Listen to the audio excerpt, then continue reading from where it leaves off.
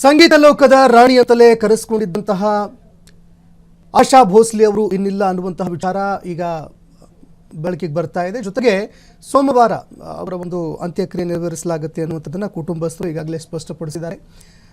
ಅಲ್ಲಿಯವರೆಗೆ ಅಂತಿಮ ದರ್ಶನಕ್ಕೆ ಜೊತೆಗೆ ಸರ್ಕಾರಿ ಸಕಲ ಗೌರವಗಳನ್ನು ಸಲ್ಲಿಸೋದಕ್ಕೆ ಎಲ್ಲ ರೀತಿಯಾದಂತಹ ಸಿದ್ಧತೆಗಳನ್ನು ಮಾಡಿಕೊಳ್ಳಲಾಗುತ್ತೆ. ಜೊತೆಗೆ ಕುಟುಂಬಸ್ಥರು ಈ ವಿಚಾರಕ್ಕೆ ಸಂಬಂಧಪಟ್ಟಂತೆ ಮನವಿ ಕೂಡ ಮಾಡಿಕೊಂಡಿದ್ದಾರೆ.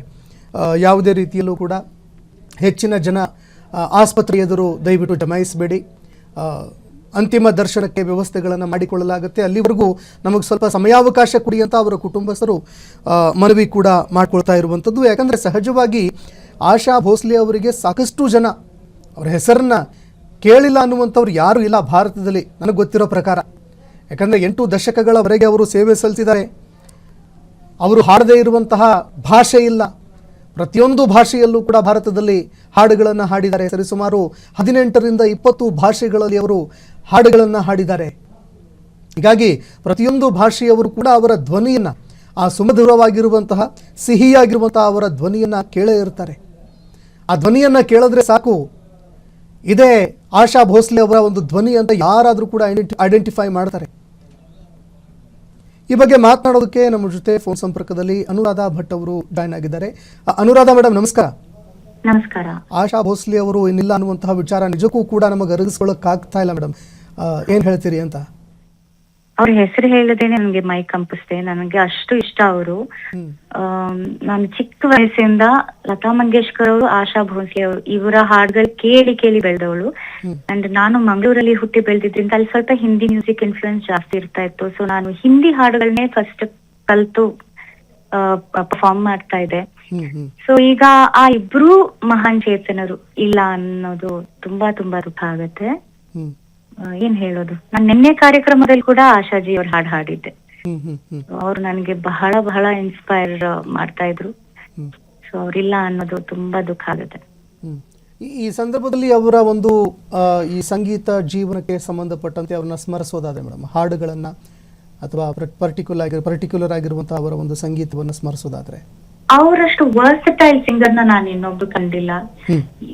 ಯಾವುದೇ style of singing, ghazal, classical, romantic songs, item numbers, ಆ ಐಟಮ್ ನಂಬರ್ಸ್ ಅನ್ನು ಕೂಡ ಒಂದು ಗ್ರೇಸ್ಫುಲಿ ಪ್ರೆಸೆಂಟ್ ಮಾಡೋರು.